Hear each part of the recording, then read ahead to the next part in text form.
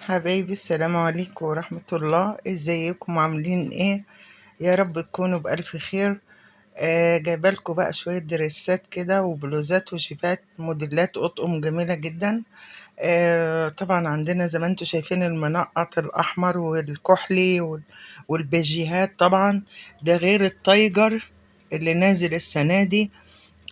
طبعا بألواناته، انتوا طبعا عارفين ألواناته قد ايه جميلة. والمشجر.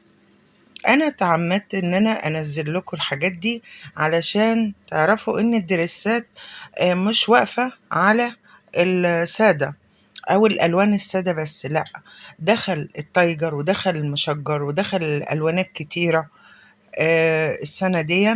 وده غير الالوانات اللي دخلت علينا طبعا.